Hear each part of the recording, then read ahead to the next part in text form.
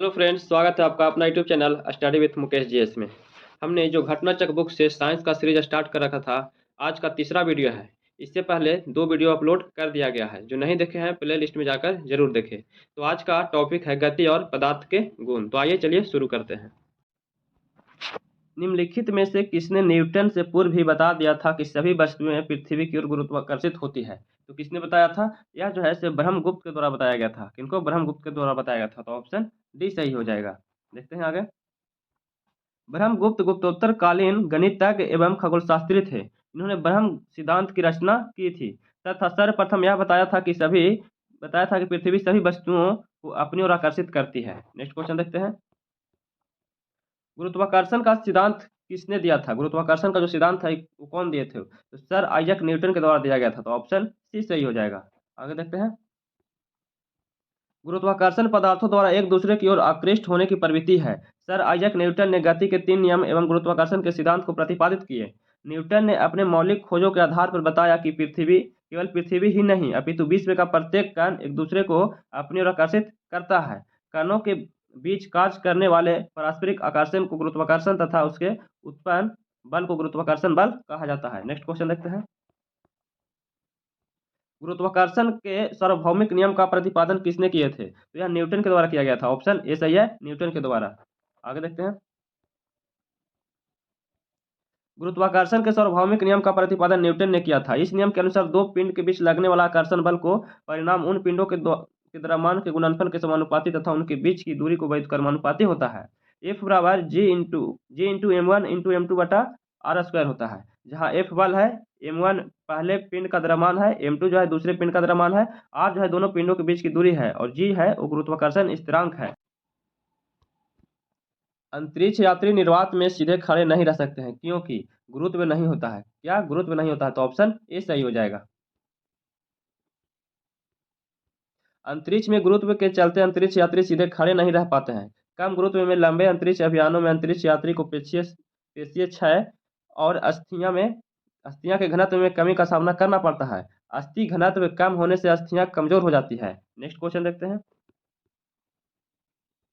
अंतरिक्ष यान जो चक्कर लगा रहा है एक सेप छोड़ा जाता है तो क्या होगा? जब एक सेप छोड़ा जाता है तो अंतरिक्ष यान के साथ साथ उसी की गति जो है गति से क्या हो जाएगा? गतिमान हो जाता है। तो ऑप्शन सी सही हो जाएगा। अंतरिक्ष में गुरुत्वाकर्षण के अभाव में सेब अंतरिक्षयान के साथ साथ उसकी गति गतिमान हो जाता है। नेक्स्ट क्वेश्चन देखते हैं। पीसा की झुकी हुई मीनार गिर नहीं जाती है क्योंकि गुरुत्व केंद्र से जाने वाली ऊर्ध्वाधर लाइन का जो तल है वो अंदर की ओर बना रहता है। तो ऑप्शन डी सही हो जाएगा। आगे देखते हैं। इसमें गुरुत्व केंद्र वह बिंदु है जहां वस्तु का संपूर्ण द्रव्यमान संकेंद्रित होता है। कोई भी वस्तु तब तक स्थिर रहती है जब तक गुरुत्व केंद्र से जाने वाली ऊर्ध्वाधर रेखा उसकी तल से होकर गुजरती है। अभी तक पीसा की मीनार के केंद्र गुरुत्व केंद्र से होकर जाने वाली ऊर्ध्वाधर रेखा मीनार के तल के अंदर रहती है, इसलिए झुकी हुई मीनार अभी तक नहीं गिरती है। ऐसा माना जाता है कि मीनार के और अधिक झुकने पर गुरुत्व केंद्र से होकर जाने वाली रेखा मीनार के तल से बाहर हो जाएगी, तब वह गिर पड़ेगी। अनुसंधानकर्ताओं के अनुसार 2030 से 2050 तक मीनार पूर्ण रूप से गिर जाएगी। नेक्स्ट क्वेश्चन देखते हैं।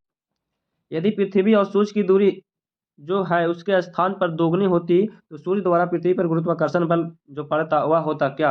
वह अब जितना है उसका चौथा भाग। तो ऑप्शन सी सही है। नेक्स्ट क्वेश्चन देखते हैं। जब कोई वस्तु ऊपर से गिराई जाती है तो उसका भार होता है, तो उसका भार अपरिवर्तित होता है। क्या होता है? अपरिवर्तित होता है। तो ऑप्शन बी सही है। आदर्श परिस्थितियों में वायु प्रतिरोध को नगण्य मानते हुए किसी वस्तु को ऊपर से गिराए जाने पर उसका भार में कोई परिवर्तन नहीं होता है क्योंकि उसका द्रव्यमान और उस पर लगने वाले गुरुत्वीय त्वरण अपरिवर्तित रहता है। नेक्स्ट क्वेश्चन देखते हैं। लकड़ी लोहे व मोम के समान आकार के टुकड़ों को समान ऊंचाई से पृथ्वी पर गिराया जाता है तो टुकड़ा सर्वप्रथम पृथ्वी की सतह पर पहुंचेगा, तो वह जो है सभी एक साथ पहुंचेगा, साथ साथ पहुंचेगा। तो ऑप्शन डी सही है। आगे देखते हैं। आदर्श परिस्थितियों में वायु प्रतिरोध को नगण्य मानते हुए समान ऊंचाई से गिराए जाने पर लकड़ी लोहे व मोम के समान आकार के टुकड़े एक साथ पृथ्वी पर पहुंचेंगे क्योंकि सब सब समान गुरुत्वीय त्वरण कार्य करेंगे। नेक्स्ट क्वेश्चन देखते हैं। हवा में लोहे और लकड़ी के समान भार की गेंद को समान ऊंचाई पर से गिराया जाता है तो क्या होगा? यह लकड़ी की गेंद बाद में गिरेगी, जो लकड़ी का जो गेंद है वह बाद में गिरेगी, तो ऑप्शन सी सही है। हवा के अनुपस्थिति में लोहे और लकड़ी की समान भार को समान ऊंचाई से गिराए जाने पर एक साथ पृथ्वी पर पहुंचेंगे, परंतु हवा की उपस्थिति में लोहे और लकड़ी की समान भार गेंद को समान ऊंचाई से गिराए जाएंगे तो लोहे की गेंद पहले पहुंचेगी और लकड़ी का जो गेंद है वो बाद में पहुंचेगी। नेक्स्ट देखते हैं। दो गेंद ए बी 10 गीगा तथा 1 गीगा की है, उन्हें 20 मीटर की ऊंचाई से एक साथ गिराया जाता है, तो निम्नलिखित में कौन सा सही है? निम्नलिखित में कौन सा सही है? तो भूमि पर ए और बी दोनों एक साथ पहुंचेगी, भूमि पर ए और बी जो है सो दोनों एक साथ पहुंचेगी, तो ऑप्शन सी सही है। नेक्स्ट देखते हैं। कथन है चंद्रमा पर मानव का वजन पृथ्वी की तुलना में 1/6 रहता है। कारण है चंद्रमा पर पृथ्वी की तरह गुरुत्वाकर्षण नहीं है, तो निम्नलिखित में से चयन करना है। तो निम्नलिखित से क्या करना है? इसको चयन करना है। तो यह जो है इसका कथन सही है परंतु कारण गलत है। कथन सही है परंतु कारण गलत है, तो ऑप्शन सी सही है। आगे देखते हैं। चंद्रमा पृथ्वी का एक उपग्रह है। चंद्रमा के गुरुत्वीय त्वरण का मान पृथ्वी पर जी के मान का 1/6वां भाग होता है, इसलिए पृथ्वी पर व्यक्ति का भार पृथ्वी पर उसके भार का 1/6वां भाग होगा। इस प्रकार कथन सही है परंतु कारण सही नहीं है। नेक्स्ट क्वेश्चन देखते हैं। किसी पिंड का भार, तो किसी पिंड का जो भार है वो ध्रुवों पर सबसे अधिक होता है। ध्रुवों पर क्या होता है? सबसे अधिक होता है, तो ऑप्शन बी सही है। गुरुत्वीय त्वरण का मान भूमध्य रेखा पर सबसे कम होता है और ध्रुवों पर क्या होता है? सबसे अधिक होता है। अधिक होने के कारण पिंड का भार जो द्रव्यमान और गुरुत्वीय त्वरण के गुणनफल के बराबर होता है। भूमध्य रेखा पर न्यूनतम और ध्रुवों पर सर्वाधिक होता है। नेक्स्ट क्वेश्चन देखते हैं। एक पिंड का अधिकतम भार निम्नलिखित में से किसमें होता है? तो एक पिंड का अधिकतम भार जो है वह हाइड्रोजन में होता है। किसमें होता है? हाइड्रोजन में होता है, ऑप्शन सी सही है। आगे देखते हैं। किसी पिंड का द्रव्यमान सदैव नियत रहता है और उसका भार दो चीजों पर निर्भर करता है, एक है गुरुत्व जल और दूसरा पिंड पर लगने वाला उत्क्षेप है, उत्क्षेप बल है। दिए गए विकल्प में हाइड्रोजन सबसे हल्का और विरल माध्यम में है, उसके द्वारा लगाया गया उत्क्षेप बल सबसे कम होगा, अतः पिंड जो है पिंड का भार हाइड्रोजन में सर्वाधिक होता है। नेक्स्ट क्वेश्चन देखते हैं।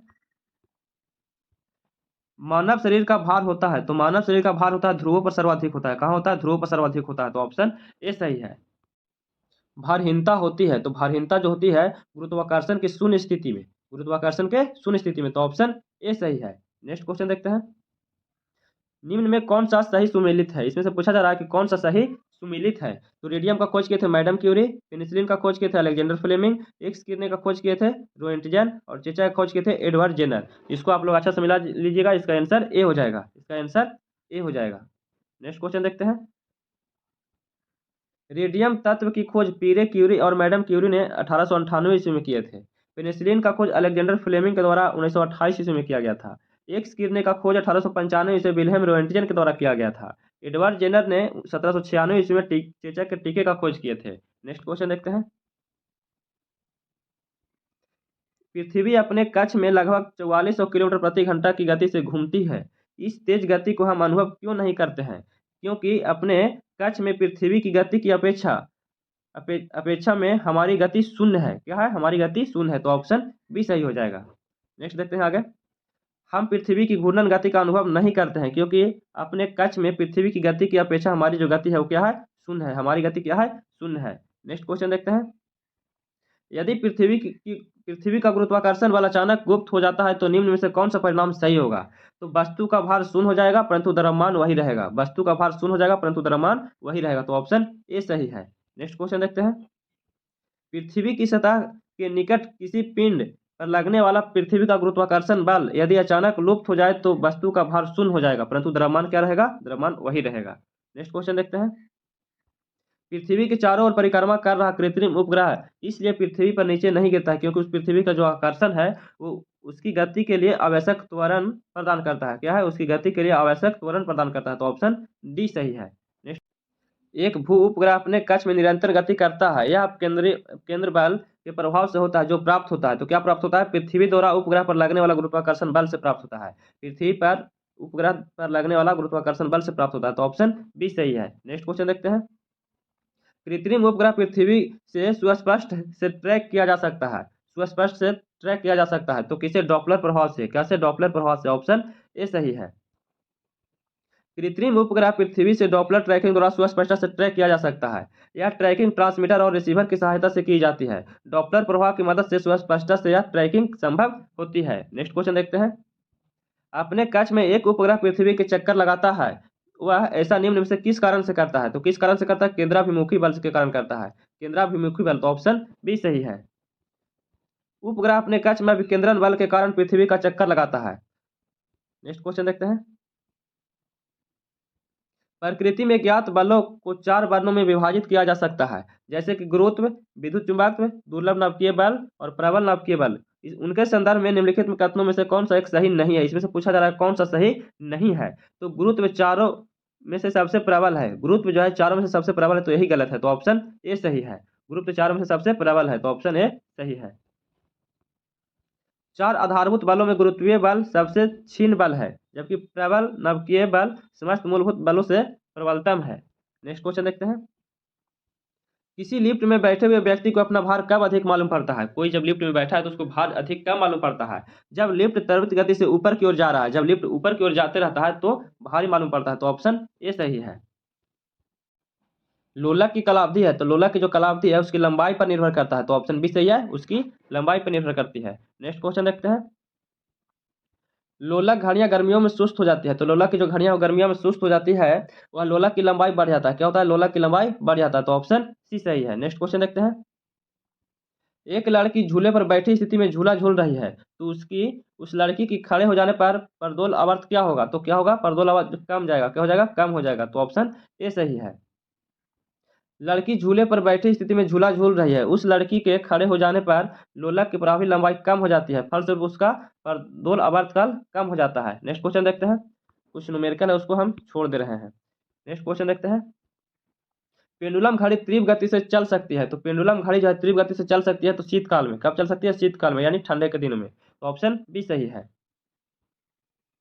पेंडुलम घड़ी शीतकाल में तेजी से चलती है क्योंकि इसका आवर्त तथा आवर्त काल घट जाता है, जबकि ग्रीष्म काल में इसका आवर्त पथ जो है वो आवर्त काल बढ़ जाता है, जिसके फलस्वरूप पेंडुलम पेंडुलम जो है घड़ी ग्रीष्म काल में धीरे धीरे चलती रहती है और वह सुस्त हो जाती है। नेक्स्ट क्वेश्चन देखते हैं।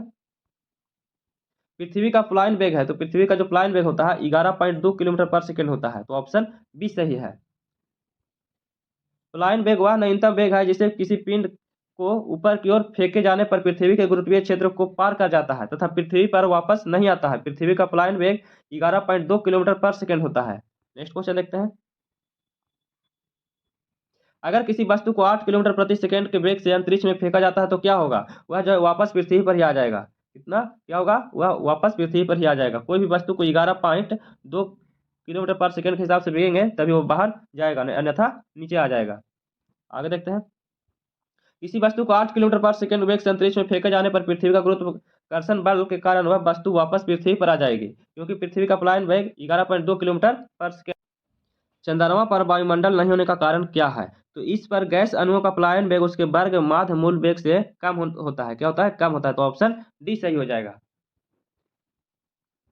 चंद्रमा पर वायुमंडल नहीं पाया जाता है। वायुमंडल अनेक गैसों का मिश्रण है। चंद्रमा पर प्लायन वेग का मान 2.4 किलो पर सेकेंड होता है तथा धरती पर प्लायन वेग 11.2 किलोमीटर पर सेकेंड होता है। चंद्रमा पर प्लायन वेग से गैस के अणुओं का वेग ज्यादा होने के कारण वहां से पलायन कर जाते हैं, इसी कारण चंद्रमा पर वायुमंडल संभव नहीं है। नेक्स्ट टॉपिक देखते हैं। वर्षा की बूंद की गोलाकार आकृति का कारण क्या है? तो वर्षा की जो बूंद है उसका गोलाकार आकृति का कारण क्या है? पृष्ठ तनाव। ऑप्शन बी हो जाएगा, पृष्ठ तनाव।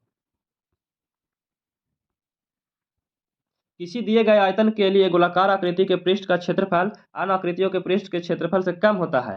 पृष्ठ तनाव के गुण के कारण किसी द्रव का स्वतंत्र पृष्ठ न्यूनतम क्षेत्रफल घेरने का प्रयास करता है, अतः वर्षा की जो बूंद है वह गोलाकार होती है। नेक्स्ट क्वेश्चन देखते हैं। पानी की बूंद गोलाकार होती है, इसका कारण क्या है? तो इसका कारण है पृष्ठ तनाव के कारण। ऑप्शन ए सही है, पृष्ठ तनाव के कारण। नेक्स्ट क्वेश्चन देखते हैं। वर्षा की बूंद गोलाकार क्यों होती है? तो जल में पृष्ठ तनाव के कारण होता है। किसके लिए होता है? जल में पृष्ठ तनाव के कारण होता है। ऑप्शन सी सही है। नेक्स्ट क्वेश्चन देखते हैं। द्रव बूंद की संकुचित होकर न्यूनतम क्षेत्र घेरने की प्रवृत्ति का कारण क्या है? तो क्या है? पृष्ठ तनाव के कारण होता है। ऑप्शन ए सही है। नेक्स्ट क्वेश्चन देखते हैं। नैनो द्रव्यों का सर्वाधिक महत्वपूर्ण गुण होता है, तो नैनो द्रव्यों का सर्वाधिक महत्वपूर्ण गुण होता है तो घर्षण के कारण होता है। ऑप्शन बी सही है, घर्षण के कारण। तेल जल में तल पर फैल जाता है, क्यों? जो तेल जो है वो जल के तल पर फैल जाता है। तेल का तल तनाव पानी से कम होता है। तेल का जो तल तनाव है वो पानी से क्या होता है? कम होता है। तो ऑप्शन डी सही है। तेल का पृष्ठ या तल तनाव पानी की अपेक्षा कम होता है। तेल के जल के तल पर फैल जाने का यही कारण है। नेक्स्ट क्वेश्चन देखते हैं।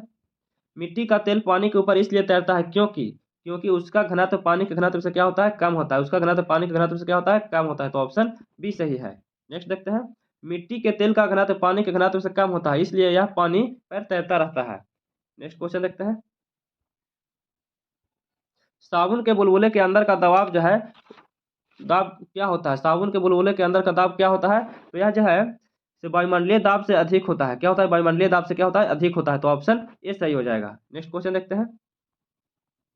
साबुन के घोल के बुलबुले बड़े इसलिए होते हैं क्योंकि जल में साबुन घुलने पर उसका पृष्ठ तनाव क्या होता है? कम हो जाता है। बुलबुले के अंदर का दाब सदैव बाहर के वायुमंडलीय दाब से क्या होता है? अधिक होता है।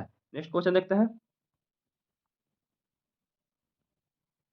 यदि साबुन के दो भिन्न भिन्न व्यास के बुलबुलों को एक नली द्वारा एक दूसरे के संपर्क में लाया जाता है तो क्या घटित होता है? यह जो है छोटा बुलबुला और छोटा हो जाता है और बड़ा बुलबुला और बड़ा हो जाता है। तो ऑप्शन बी सही है। नेक्स्ट देखते हैं आगे। किसी बुलबुले का आकार उसमें भरी गैस के दबाव तथा पानी की फिल्म की त्रिज्या तथा मोटाई पर निर्भर करता है। छोटे बुलबुले में गैस का दबाव बड़े बुलबुले की अपेक्षा अधिक होती है। अतः नली में एक दूसरे के संपर्क में लाए जाने पर छोटा बुलबुला और छोटा हो जाता है और बड़ा बुलबुला और बड़ा हो जाता है। एक ही पदार्थ से बने चार तार जिनकी विमाएं नीचे दी गई अलग अलग बार एक ही भार से खींचे जाते हैं, उनमें से किस एक में अधिकतम वृद्धि होता है? तो 3 मीटर लंबाई और 1.5 mm वाला तार होता है। 3 मीटर लंबाई और 1.5 mm वाला तार होता है। तो ऑप्शन सी हो जाएगा। नेक्स्ट देखते हैं। निम्नलिखित कथनों पर विचार करना है। निम्नलिखित कथनों पर विचार करना है। यदि किसी तत्व की परिघटना नहीं हो तो किरोसिन दीप का उपयोग मुश्किल हो जाएगा। तो हाँ, ये सही है। कोई मृदु पेय का उपयोग करने के लिए अस्ट्रा का प्रयोग नहीं करता, तो ये गलत है। इसमें से ये सही है। स्याही सोख पत्र का काम करने में विफल हो जाता है। तो हाँ, ये भी सही है। बड़े पेड़ जिन्हें हम अपने चारों ओर देखते हैं पृथ्वी पर नहीं उगते हैं। तो ये भी सही है। इसमें से ऑप्शन 1, 2 और 3 सही है। तो ऑप्शन बी हो जाएगा। नेक्स्ट देखते हैं। निम्नलिखित में से किस एक के लिए केशिकात्व एकमात्र कारण नहीं है? तो यह जो है पौधों की जड़ों से जल का इसके पर्ण समूह की ओर बढ़ना। तो ऑप्शन डी हो जाएगा। नेक्स्ट देखते हैं। दैनिक जीवन में केशिकात्व के अनेक उदाहरण मिलते हैं। सोखते द्वारा स्याही का सूखना, भूमिगत जल का ऊपर चढ़ना, सूती कपड़े पर जल का बूंद का फैलना, लालटेन एवं लैंप की बत्ती में तेल का ऊपर चढ़ना, पौधों का जलों से जल के लिए पर्ण समूह की ओर बढ़ने के लिए केशिकात्व के लिए अतिरिक्त प्रस्वेदन और संसंजक आदि क्रियाएं भी उत्तरदायी है। नेक्स्ट देखते हैं। बत्ती वाले स्टोव में केरोसिन के बत्ती में ऊपर चढ़ने का कारण क्या है? बत्ती वाले जो स्टोव है उसमें केरोसिन जो है बत्ती से ऊपर चढ़ने का कारण क्या है? तो पृष्ठ तनाव के कारण। किसी कारण? पृष्ठ तनाव के कारण ऊपर चढ़ता है। तो ऑप्शन सी हो जाएगा। बत्ती वाला स्टोव में केरोसिन के बत्ती ऊपर चढ़ने का कारण तेल का पृष्ठ तनाव है। पृष्ठ तनाव के कारण केशिकार्षण होता है, जिसके फलस्वरूप द्रव पतली से पतली नली में प्रवेश कर ऊपर चढ़ते हैं। नेक्स्ट क्वेश्चन देखते हैं। एक केस नली में जल की अपेक्षा एक तल अधिक ऊंचाई तक चढ़ता है, इसका कारण क्या है? इसका कारण है तरल का पृष्ठ तनाव जल की अपेक्षा ज्यादा होता है। तरल का पृष्ठ तनाव जो है वो जल की अपेक्षा ज्यादा होता है। तो ऑप्शन डी हो जाएगा। नेक्स्ट देखते हैं। किस नली में तरल आगे पृष्ठ तनाव के अनुपात में चढ़ता है? जिस तरल का पृष्ठ तनाव जितना ज्यादा होता है उतना ही ज्यादा ऊंचाई तक चढ़ेगा। नेक्स्ट देखते हैं। जब किसी झील की तली ऊपर चढ़कर वायु बुलबुला ऊपरी सतह तक आएगा तो उसका आकार कैसा होगा? उसका आकार बढ़ जाएगा। क्या होगा? उसका आकार बढ़ जाएगा। तो ऑप्शन ए सही है। जब वायु का बुलबुला झील की तली से ऊपर की ओर आने लगता है तो तली की अपेक्षा ऊपर की ओर दाब घटने लगता है, जिसके कारण वायु का बुलबुला का आयतन क्या होता है? बढ़ जाता है। ताप बढ़ने के साथ द्रव की श्यानता क्या होता है? तो घट जाता है। ताप बढ़ने के साथ द्रव की श्यानता घट जाता है। तो ऑप्शन बी सही है। द्रव का वह गुण जिसके कारण द्रव अपनी भिन्न भिन्न परतों में होने वाली सापेक्षिक गति का विरोध करता है, जिसे हम श्यानता कहते हैं। द्रवों की श्यानता ताप के बढ़ने पर घट जाती है। यही कारण है कि जून माह में सिरा जनवरी माह की तुलना में कम श्यानता होता है। नेक्स्ट देखते हैं। हवाई जहाज से यात्रा करते समय पेन से स्याही निकालने लगती है। क्यों निकालने लगती है? तो वायुदाब में कमी के कारण। तो ऑप्शन ए हो जाएगा, वायुदाब में कमी के कारण।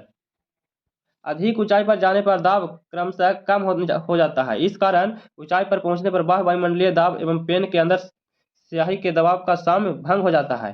पेन के अंदर स्याही का दबाव अधिक होने के कारण यह बाहर की ओर निकाल पड़ती है। नेक्स्ट देखते हैं, ऑटोमोबाइल्स एवं हाइड्रोलिक ब्रेक के कार्य करने का सिद्धांत है। तो यह जो है तो पास्कल के नियम पर काम करता है। हाइड्रोलिक जो ब्रेक है यह पास्कल के नियम पर काम करता है, तो ऑप्शन डी हो जाएगा। Hydraulic brake, hydraulic press, hydraulic lift pascal के नियम पर आधारित है। पास्कल के नियम के अनुसार यदि गुरुत्वीय प्रभाव को नगण्य माना जाए तो संतुलन की अवस्था में किसी द्रव के भीतर प्रत्येक स्थान पर समान दाब रहता है।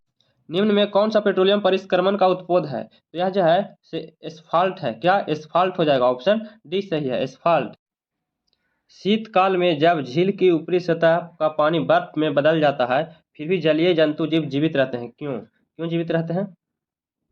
पानी का घनत्व 4 डिग्री सेल्सियस पर सबसे अधिक होता है, जिससे बर्फ की ऊपरी सतह के नीचे पानी रहता है, तो ऑप्शन डी सही हो जाएगा। नेक्स्ट देखते हैं, शीतकाल में झील की ऊपरी परत 0 डिग्री सेल्सियस तक ठंडा होने पर बर्फ बन जाती है, परंतु नीचे का जल 4 डिग्री सेल्सियस पर द्रव अवस्था में रहता है। इससे झीलों या तालाबों में बर्फ के नीचे 4 डिग्री सेल्सियस पर पानी रहता है, जिससे मछलियां एवं अन्य जलीय जंतु जीव पानी के अंदर जीवित रहते हैं। नेक्स्ट क्वेश्चन देखते हैं, बर्फ जमी झील के अंदर मछलियां जीवित रहती है क्योंकि झील की तली पर जल नहीं जमता है। झील की तली पर जल नहीं जमता है, तो ऑप्शन सी सही हो जाएगा। नेक्स्ट देखते हैं, वस्तु की मात्रा बदलने पर अपरिवर्तित रहेगा। जब वस्तु की मात्रा बदलेंगे तो अपरिवर्तित घनत्व होता है, घनत्व जैसा अपरिवर्तित रहता है, तो ऑप्शन डी सही हो जाएगा।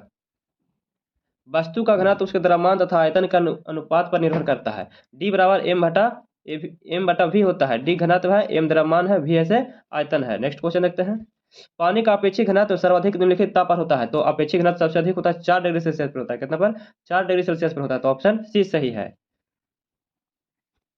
अधिकांश द्रवों को गर्म करने पर उसके आयतन में वृद्धि परंतु घनत्व में कम होती है, लेकिन पानी का व्यवहार 0 डिग्री सेल्सियस से 4 डिग्री सेल्सियस के बीच ठीक उल्टा होता है। यदि किसी पात्र में 0 डिग्री से पर पानी को लेकर गर्म किया जाए तो 0 डिग्री सेल्सियस से 4 डिग्री सेल्सियस तक आयतन घट जाता है एवं घनत्व बढ़ जाता है। 4 डिग्री सेल्सियस पर पानी का आयतन न्यूनतम तथा घनत्व अधिकतम होता है। नेक्स्ट क्वेश्चन, किस ताप पर पानी का घनत्व अधिकतम होता है? तो 4 डिग्री सेल्सियस पर अधिकतम होता है, तो ऑप्शन ए सही है। नेक्स्ट देखते हैं, जल का अधिकतम घनत्व होता है। तो जल का अधिकतम घनत्व होता है 277 केल्विन पर होता है। कितना? 277 केल्विन पर, तो ऑप्शन बी सही है।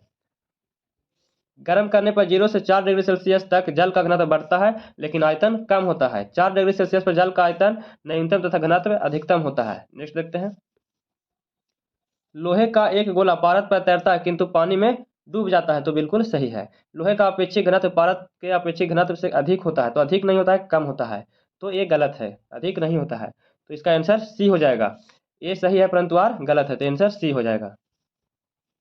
लोहे का गोला पारद पर तैरता है किंतु पानी में डूब जाता है। इसका कारण यह है कि पारद का अपेक्षित घनत्व लोहे के अपेक्षित घनत्व से अधिक होता है, जबकि पानी का लोहे से कम होता है, इसलिए ये सही है और कारण आर गलत है। नेक्स्ट क्वेश्चन देखते हैं, लोहे की कील पारे पर क्यों तैरती है जबकि वह पानी में डूब जाती है? तो यह तैरती है, लोहे का घनत्व पानी से अधिक है तथा पारे से कम है। लोहे का घनत्व पानी से अधिक है और पारे से कम है, तो ऑप्शन सी सही है। नेक्स्ट देखते हैं, एक सुई पानी में डूब जाती है जबकि लोहे से बना जहाज पानी पर तैरता है। तो तैरता क्यों? सुई का अपेक्षित घनत्व उसके द्वारा हटाए हुए पानी के अपेक्षित घनत्व से क्या होता है? अपेक्षित घनत्व से क्या होता है? अधिक होता है, तो ऑप्शन डी हो जाएगा। नेक्स्ट क्वेश्चन देखते हैं, किसी वस्तु का अपेक्षित घनत्व उस वस्तु के भार तथा उस वस्तु द्वारा हटाए गए जल के भार के अनुपात को प्रदर्शित करता है। शुद्ध जल का अपेक्षित घनत्व 1 होता है। वे वस्तुएं जिनका अपेक्षित घनत्व 1 से कम होता है वे तैरती है, जबकि जिन वस्तुओं का अपेक्षित घनत्व 1 से अधिक होता है और जल में डूब जाती है। लोहे की सुई पानी की सतह पर किस कारण से तैरती है? तो पृष्ठ तनाव के कारण तैरती है। किसके कारण? पृष्ठ तनाव के, तो ऑप्शन बी सही है। पानी की ऊपरी सतह के अणुओं के संसंजक बल के कारण उत्पन्न पृष्ठ तनाव पर जब सुई के गुरुत्व बल को संतुलित कर देता है तब लोहे की सुई पानी की सतह पर तैरती है। नेक्स्ट देखते हैं, जब कुएं से पानी की बाल्टी को ऊपर खींचते हैं तो हमें महसूस होता है कि बाल्टी जो है पानी की सतह से ऊपर भारी हो गई है। पानी की सतह से बाल्टी भारी हो गई है, तो ऑप्शन ए सही है। नेक्स्ट देखते हैं, आर्किमिडीज के पलवन के सिद्धांत के अनुसार किसी भी वस्तु का भार पानी में कम तथा पानी की सतह के ऊपर अधिक प्रतीत होती है। वस्तु के भार में प्रतीति कमी पानी द्वारा वस्तु पर ऊपर की दिशा में लगाए गए बल के कारण होती है तथा यह कमी वस्तु द्वारा विस्थापित जल के भार के बराबर होता है। नेक्स्ट देखते हैं। एक भारहीन गुब्बारे में 200 ग्राम जल भरा गया है, इसका जल में भार होगा, तो इसका कितना भार होगा, तो शून्य हो जाएगा। कितना शून्य हो जाएगा, तो ऑप्शन ए सही है। जब कोई वस्तु जल में आंशिक या पूर्ण रूप से डुबाई जाती है तब उसके भार में कमी आ जाती है। यह आभासी कमी उसके द्वारा हटाए गए द्रव के भार के बराबर होती है। अब चूंकि गुब्बारे में जल के अंदर ऊपर तथा नीचे दोनों उत्प्लावन बल लगता है, जल में गुब्बारे का भार भार माइनस उत्प्लावन बल होता है, यानी 200 में से 200 हटा देंगे तो इसलिए 0 हो जाएगा। मथने के पश्चात क्रीम का दूध से पृथक हो जाने का कारण क्या है, तो किसके कारण अलग हो जाता है, तो अपकेंद्रिक बल के कारण होता है। किसके कारण, अपकेंद्रीय बल के कारण होता है, तो ऑप्शन सी सही है। मथने के पश्चात क्रीम का दूध से पृथक हो जाने का कारण है क्या, अपकेंद्रीय बल। अपकेंद्रीय बल के कारण अलग हो जाता है। नेक्स्ट देखते हैं। बादलों के वायुमंडल में तैरने का कारण है, तो उनका कम जो है, यह जो है से घनत्व के कारण होता है। किसके कमी से होता है, घनत्व के कमी से होता है, तो ऑप्शन डी सही हो जाएगा। गर्मी के दिनों में वायुमंडल में उपस्थित जलवाष्प गर्मी पाकर गर्म हो जाती है, जिससे जलवाष्प का घनत्व घट जाता है। घनत्व घटने के कारण जलवाष्प हल्की होकर ऊपर उठती है। वायुमंडल के ऊपरी भाग में दाब एवं ताप कम होने के कारण ये जलवाष्प फैलती है और पानी की छोटी छोटी बूंदों में परिवर्तित होकर तैरने लगती है। नेक्स्ट देखते हैं। निम्नलिखित में से कौन सा तत्व सबसे पहले कृत्रिम रूप से उत्पादित किया गया था, तो सबसे पहले कृत्रिम रूप से उत्पादित किया गया था टेक्नीशियन। क्या, टेक्नीशियन, ऑप्शन डी हो जाएगा। टेक्नीशियन एक रासायनिक तत्व है जिसका परमाणु क्रमांक 43 है। टेक्नीशियन कृत्रिम रूप से उत्पादित प्रथम तत्व है जो 1937 ईस्वी में तत्व सर्वप्रथम ज्ञात किया गया था। समुद्र में पलवन करते हुए आइसबर्ग का कितना भाग समुद्र की सतह के ऊपर होता है, तो कितना होता है, 1/9 होता है। कितना, 1/9 भाग ऊपर आता है, तो ऑप्शन ए हो जाएगा। शुद्ध जल के बर्फ में परिवर्तित होने पर 4 डिग्री सेल्सियस पर बर्फ का घनत्व जल के घनत्व का 1/9वां भाग होता है। शुद्ध जल से बर्फ का 90% भाग पानी के अंदर रहता है और 10% भाग पानी से बाहर होना चाहिए। आर्कटिक एवं अंटार्कटिका महासागर में पलावी बर्फ दिखाई पड़ती है। जल के ऊपर बर्फ केवल 1/9वां भाग होता है। हम देख पाते हैं कि पलावी बर्फ एक 8/9वां भाग जल के सतह के अंदर रहता है, क्योंकि समुद्री जल लवणीय अधिक घनत्व होता है, लेकिन इससे निर्मित बर्फ जो है लवणीय नहीं होती है, वह शुद्ध होती है। चूंकि प्रश्न में समुद्र में पलवन करते हुए आइसबर्ग का सतह ऊपर का भाग पूछा गया है, इसलिए विकल्प ए सही होगा। पानी के एक गिलास में एक बर्फ का टुकड़ा तैर रहा है। जब बर्फ पिघलती है तो पानी के स्तर पर क्या प्रभाव पड़ता है, तो उतना ही रहता है। क्या रहता है, उतना ही रहता है, तो ऑप्शन पानी के 4 डिग्री सेल्सियस पर शरीर तैरता है। यदि तापमान 100 डिग्री सेल्सियस हो जाए तो क्या होगा, तो शरीर डूब जाएगा। क्या होगा, शरीर डूब जाएगा, तो ऑप्शन ए हो जाएगा। आगे देखते हैं। द्रवों को गर्म करने पर उसके आयतन में वृद्धि परंतु घनत्व में कमी होती है। 4 डिग्री सेंटीग्रेड पर शरीर पानी में तैरता है, क्योंकि शरीर का घनत्व 4 डिग्री सेंटीग्रेड जल के घनत्व से कम होता है। जब तापमान 100 डिग्री सेंटीग्रेड हो जाए तो पानी का घनत्व शरीर की अपेक्षा कम हो जाएगा और शरीर डूब जाएगा। नेक्स्ट देखते हैं। समुद्र में नदी की अपेक्षा तैरना आसान होता है, क्यों, क्योंकि समुद्र जल नमकीन होता है। समुद्र जल से क्या होता है, नमकीन होता है, तो ऑप्शन ए हो जाएगा। क्या हो जाएगा, ऑप्शन ए हो जाएगा। नेक्स्ट देखते हैं। सोडियम क्लोराइड तथा अन्य लवणों की अधिकता के कारण समुद्री जल नमकीन होता है। समुद्री जल का घनत्व अधिक होता है तथा उसमें उत्प्लावनता भी अधिक होती है, इसलिए समुद्र के जल में तैरना आसान होता है। नेक्स्ट देखते हैं। जब कोई जहाज नदी से सागर में घुसता है तो क्या होता है, वह कुछ ऊपर उठ जाता है। जब कोई जहाज है वो नदी से अगर सागर में घुसता है तो क्या होता है, कुछ ऊपर उठ जाता है, तो ऑप्शन ए हो जाएगा।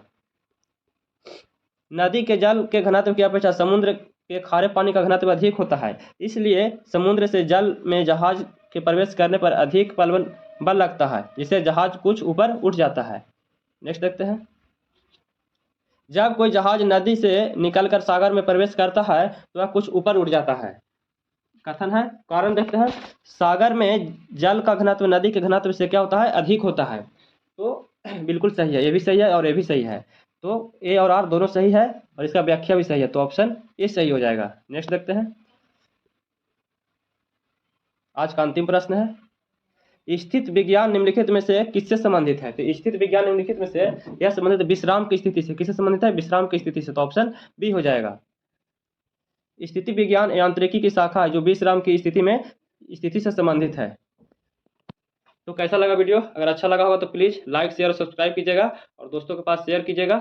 जय हिंद।